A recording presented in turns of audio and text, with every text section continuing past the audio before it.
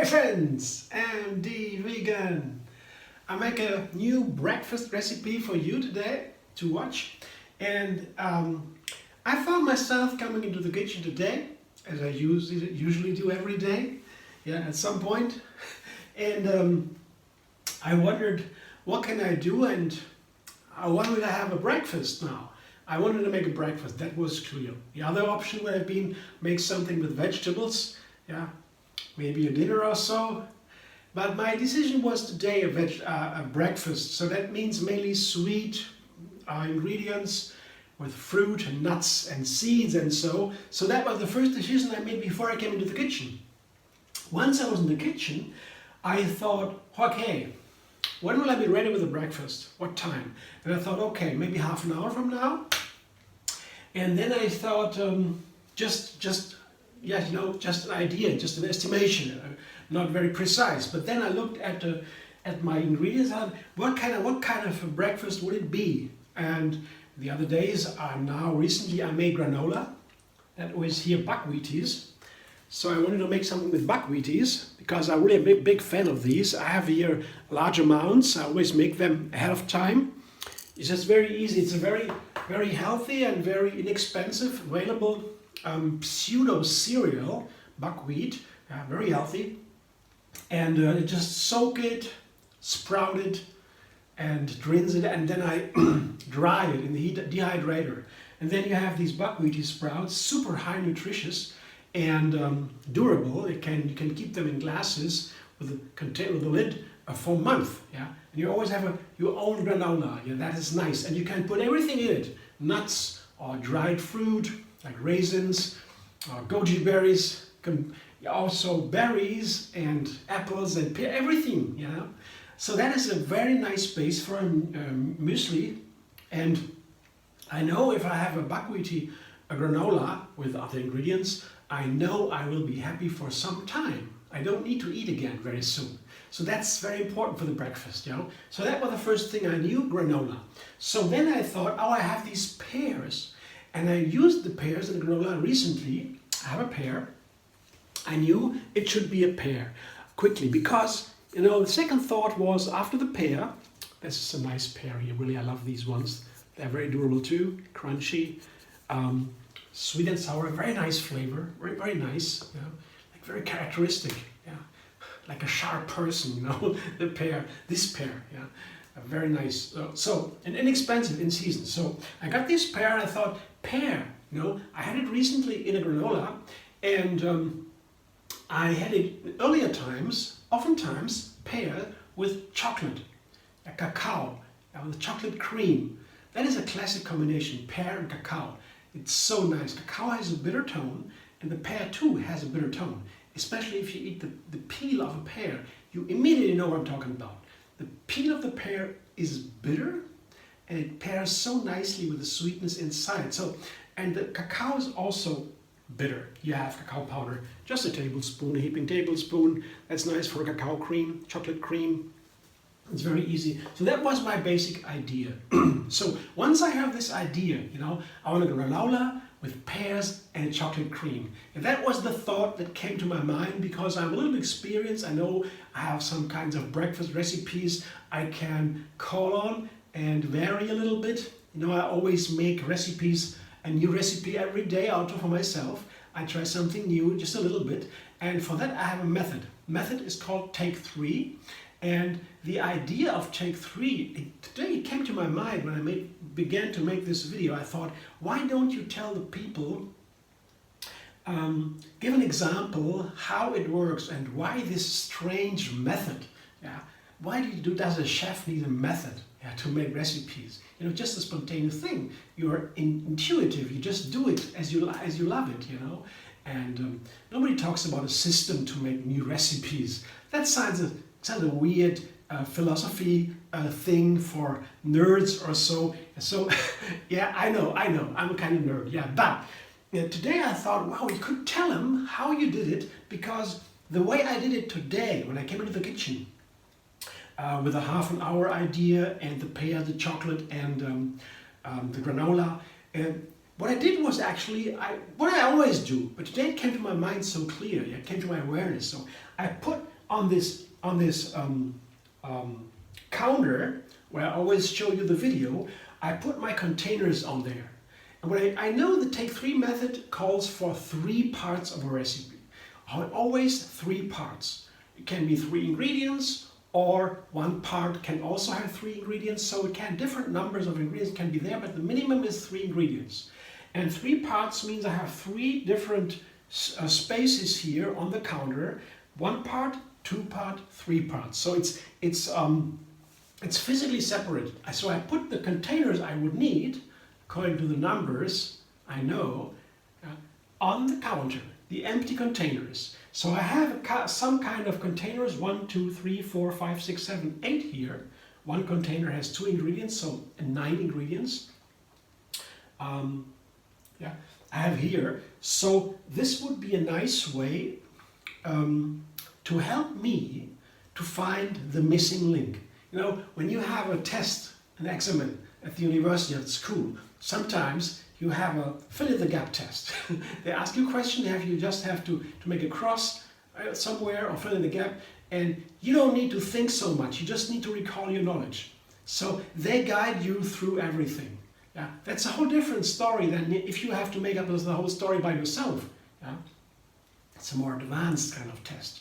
This kind of fill-in-the-gap tests or make the multiple choice tests, they are much easier and more friendly because the guy who operate the test, yeah, they have already helped you to go to. You only need to pull on your language, your knowledge. That's very easy. In the same way, I make here my recipe, my new recipe. So I don't know exactly what to do. I have a general idea, and the number take 3, so the 3 parts, helps me to prepare. I put the empty containers there. I use there's one for the chocolate powder, one for the granola, one for the pear. And now I know very easy. So I have a chocolate, I have the pear and the granola, so I know I need a 3rd ingredient. And what would that be? In a muesli, in a fruit salad, I oftentimes have a banana.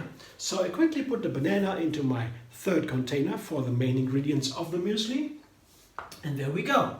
And then I thought, okay, what goes nicely with pear and banana and cacao? And that would be a walnut. And you know, it's easy to walnut comes easy because walnuts have a very, very famous nutrient, the omega-3 fatty acids, like in hemp seeds, flax seeds, chia seeds, algae. You know, these are ingredients that have this rare fat, and we need it daily. So a handful of walnuts, our healthiest nuts, according to medical science, they would really be a good combination for many, many breakfasts, because in that breakfast then you have all the omega-3 fatty acids, what you need for a day. It makes a difference. So it was an easy call for me to complete the pears, the granola, with the banana and the walnuts. So that would be already the main part of the breakfast. I have the bananas, the pears, the granola, and the topping, the walnuts. Yeah. So I don't really need to tell my own story. I have the guideline, and I can fill in the gaps what I need. And now I make the chocolate cream. So chocolate cream, how to make a chocolate cream for the dressing, for the fruit salad, that is easy too. You have a banana, usually for chocolate cream. I already have the cacao. Yeah. Here, cacao and banana. You know, full tablespoon of cacao powder and 1 or 2 bananas to make it creamy. And then you have the problem when you have cacao powder and bananas for the creaminess. And then you can have the problem that it tastes a little bit sour because the banana has a complex flavor. Once you have a banana that is not totally ripe, there is a little bit of starch in the banana, and that can really conflict a little bit with the cacao powder. Cacao powder and not so ripe banana can taste unpleasant and make the cacao actually taste sour. And you don't want to have a cacao that tastes sour. No way. I don't like that.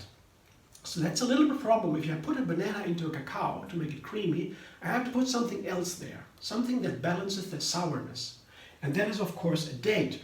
A date always perfectly balances the sourness. I have 5 dates here. Yeah, and I have some macadamia nuts. And the macadamia nuts, I tell you, they would perfectly balance.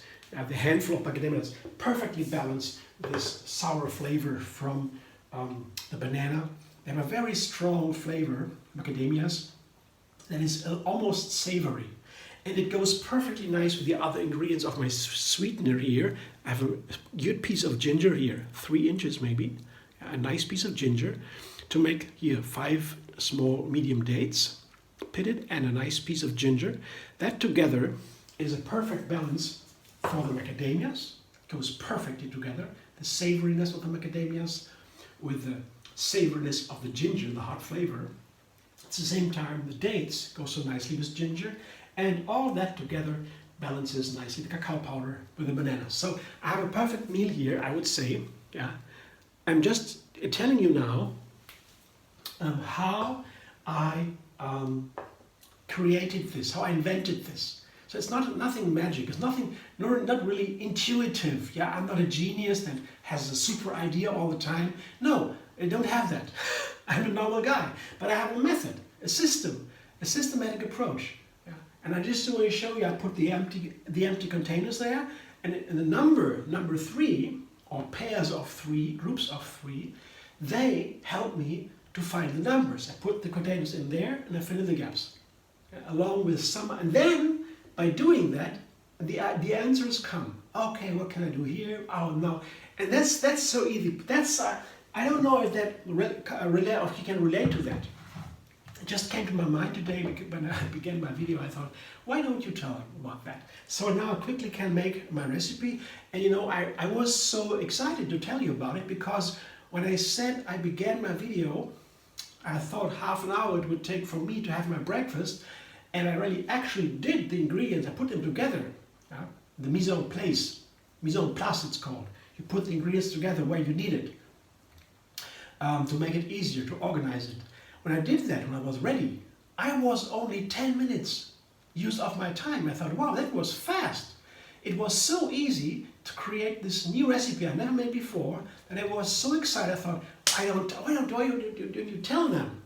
That would be, maybe they understand. I always try to find new ways to explain how I use this method of take 3.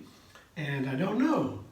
I don't really trust that everybody understands it. I think it's a little bit weird, a nerdy thing, but to me it makes so much sense after 7 or 8 years now. Trying it, yeah, I came up with it. So that's why I told you, and it worked very nicely today. Just in 10 minutes I had everything ready. Now I'm talking for a while, of course, yeah, to explain everything. Yeah, that takes some more time, but to myself I knew, wow, that was so fast today. Why don't you share that? That's that's an advantage of making videos. Today I looked at TikTok. I saw, wow, they are making recipes in 10 seconds or so. It's amazing. What a different medium. But I make videos that take so long. Is that really good? And now I have an answer. You know, this is why, one of the reasons why I want to explain that to you, because on TikTok, in 10 seconds or 30 seconds, I don't know if I would have been able to tell you that same message. I'm not so sure. So let's see. But maybe next time I come up with a TikTok video, I don't know. Let's see. Now I make the bananas into the blender for my cacao cream, chocolate cream, and the macadamias here, a cup, a handful. That's not even half a cup. And the cacao powder, yeah, a good tablespoon, maybe 1.5 or so, or a heaping tablespoon. I don't need that much.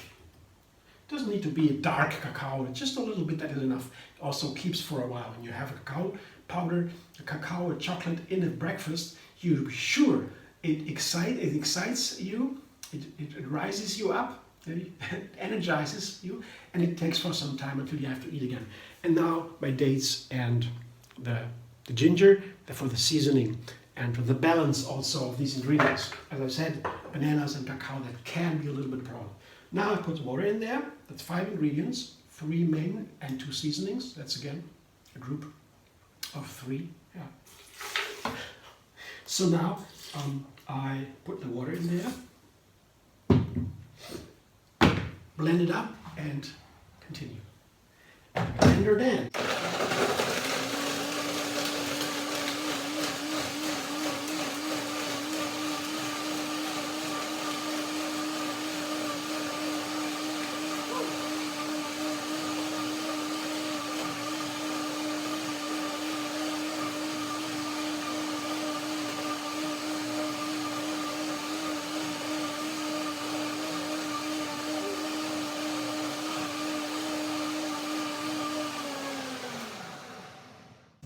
that is the first blending only, especially with the macadamias.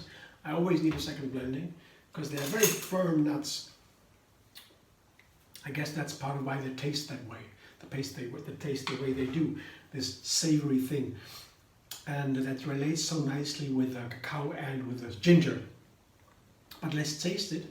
When I make the first break here, to let it soak, I have a chance to taste it, to check if the flavor is okay.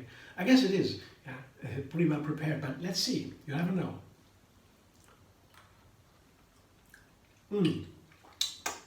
Reminds me of a friend on Facebook, on YouTube, not on Facebook, on YouTube. She's in India, and she tells me all the time, you know what? I never make a cacao chocolate without ginger. First time I heard it, I thought, what? Cacao with ginger? Strange. Yeah, she said, you have to try it. I never make it without anymore. It has to be with ginger. I tried it, I said, wow, that's so nice. Try cacao with ginger, let's hear. It's a wonderful flavor. It really fits perfectly in the cacao. I was surprised, and of course it fits nicely with a pear too. So I will let that sit for a moment. It's really nice combination of the ratio also, the measurements, very nice. It's a pretty balanced flavor. It's cacao-y, chocolatey. It has this ginger, this little heaty, warming thing. I guess that's also what is so nice with cacao and ginger, because cacao is something that's from the hot climate. Yeah. And you know, the cacao is very much fat in there, and it's very, very warming. Yeah. It's energizing. And the ginger has another kind of fire, and that blends so nicely together. It's really nice. Gotta try it. So here in my bowl for the fruit salad, for the main, what I'm going to do here, combine everything. So that is 2 bananas, the canvas for my fruit salads, the pear, the main ingredient here, the main character, so to say. Yeah, 1 pear, 1 banana, similar sized pieces. That's nice for a fruit salad. And the pear is crunchy and soft and crunchy and sweet sour. Yeah. And the banana is soft and sweet and a little bitter. So that also relates nicely. Banana. And now the buckwheaty granola. How to make buckwheaties. You can watch in the video. It's linked under this video. I told you just soaking, sprouting, and then dehydrating. It takes 2 days or so, and you have your buckwheaties stock. And then my walnuts on top. Yeah, good handful of walnuts for the omega-3 fatty acids. I leave some for decoration. And that's what I have here. That's my basic breakfast.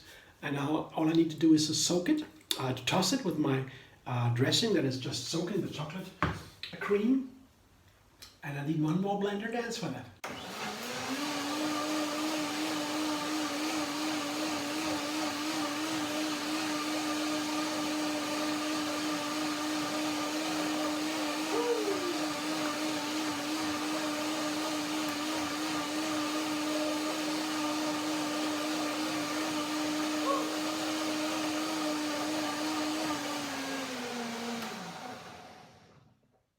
Pretty sure that now this cream is really smooth. Otherwise, when you don't blend it long enough, you have this granular feeling from the nuts. They look really broken down. But on the second blending with a nice couple of minutes of soaking in between, I guess it's okay. I get you there. If you have a blender that is not as powerful, you just blend a little bit longer, make 1 more break or so. It's not a problem. You can blend a little bit longer, and then you get there too.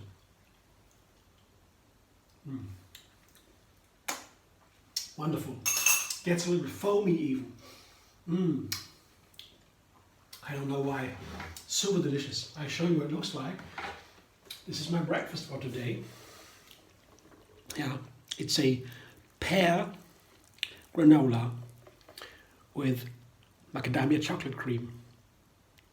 Ooh, look at this. Beautiful, I think I like it a lot, the way it looks, what it looks like. I will toss it to cover everything, to coat everything. I need tiny little dots here from the granola. They look so nice. We have this wonderful crunch. Granola, this buckwheaty granolas, the buckwheaties, they are really dry. They have to be very dry. You have to dehydrate them fully. Otherwise, so that they can keep for months. You know, the water in everything makes it decay. You know, without the water, you dry something, there is no decay virtually. A little bit it is, but you can, for a long time, you can store it. And that's why these buckwheaties are so nice. They have a nice crunch because they are dry. And at the same time, when you soak them in these liquids, these creams, and they have a nice contrast. You have this sweet and warming liquid, yeah, and then this crunch, the opposite. It's so nice together, really. And you can also let it sit for some time here, and then the liquid soaks into these crunchy buckwheaties, and they blow up a little bit, and they seem to be even fresher than when you get the buckwheat from the field. You know, these